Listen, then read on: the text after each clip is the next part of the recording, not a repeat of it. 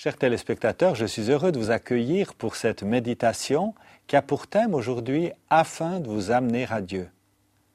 Nous lisons dans la première épître de Pierre, au chapitre 3, verset 18, « Lui, innocent, est mort pour des coupables, afin de vous amener à Dieu ».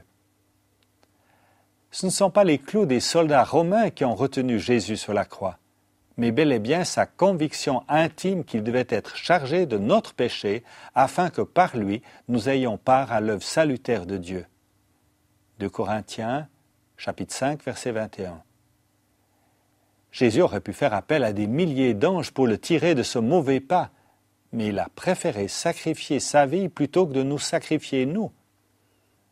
W.A. Criswell a écrit « J'ai rêvé que je voyais mon Sauveur, debout devant moi. » Son dos était dénudé et un soldat romain était en train de lever son terrible fouet.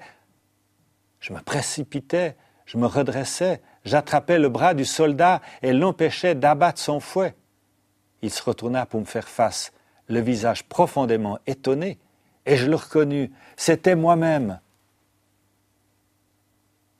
En voyant le film de Mel Gibson, La Passion du Christ, des millions de spectateurs ont été bouleversés par l'extrême cruauté des images de la crucifixion. Mais au-delà de cette représentation et de la controverse soulevée, n'oubliez jamais que notre rédemption à chacun d'entre nous a bel et bien été acquise au prix d'une telle cruauté, et qu'il nous est peut-être nécessaire de nous souvenir de ces images chaque fois que nous sommes tentés de pécher en faisant notre propre volonté. Nous essayons de comprendre la profondeur de l'amour de Dieu pour nous, mais souvent en vain, parce que nous n'avons aucun moyen de comparaison. Personne ne nous a jamais aimés comme lui, et personne ne sera jamais capable d'égaler son amour.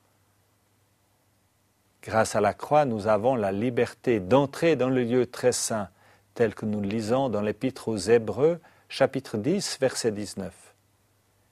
Quelles que soient vos fautes, quelle que soit la profondeur de l'abîme dans lequel vous êtes tombés, l'amour et la compassion de Dieu sont à portée de main, à votre disposition.